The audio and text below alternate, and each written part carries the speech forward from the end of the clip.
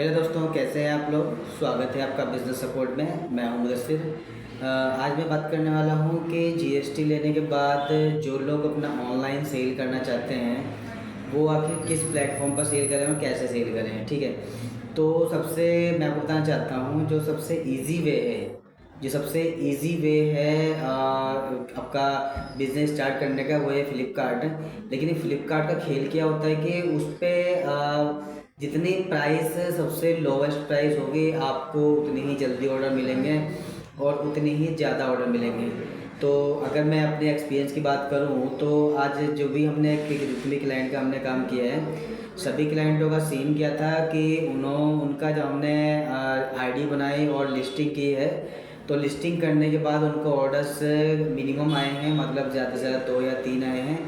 लेकिन जैसे उन्होंने प्राइस किए, यानी कि कंपैरिजन दिखाया कि किसी का प्राइस जो है 180 है, तो हमारे क्लाइंट ने उसको जो प्राइस कम करवा के उसको 179 या 175 के आसपास कर दिया है। तो ऐसे केस में जितनी ही ज़्यादा आप प्राइस कम करेंगे उतने ही ज़्यादा आपके पास ऑर्डर्स आएंगे। ध्यान रखिए कि प्राइस कम करने के बाद जो हमारे क्लाइंट्स के पास जो डिटेल्स आ रही थी सेल्स वगैरह की, हमने चेक किया तो वो लगभग एक दिन के अंदर 100-110 ऑर्डर्स आ रहे थे, मिनिमम ये ऑर्डर थे।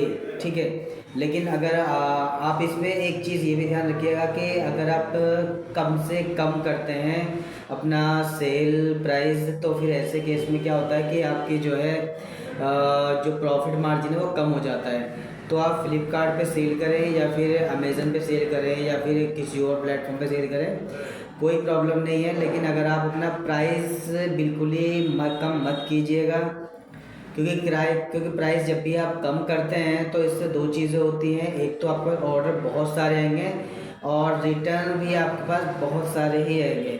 यानी कि आपने जितना प्राइस कम किया, आपने मार्जिन अपना 20 रुपये या 10 रुपये रखा है, और आपको क्या होता है कि जो भी आपके रिटर्न्स हैं उसमें सब ख़त्म हो जाता है। तो प्राइस बिल्कुल ही कम मत कीजिए। आपका जो प्रोडक्ट है, जितनी प्रोडक्ट की वैल्यू है, आप उतना ही आप एमआरपी रखें। 10% 15% आप उसे कम या ज़्यादा कर सकते हैं। ठीक है, ज़्यादा कम करेंगे तो आपका पर ट्रस्ट कम होगा और आपके पास जो रिटर्न्स आएंगे वो बहुत ही ज़्यादा आएंगे।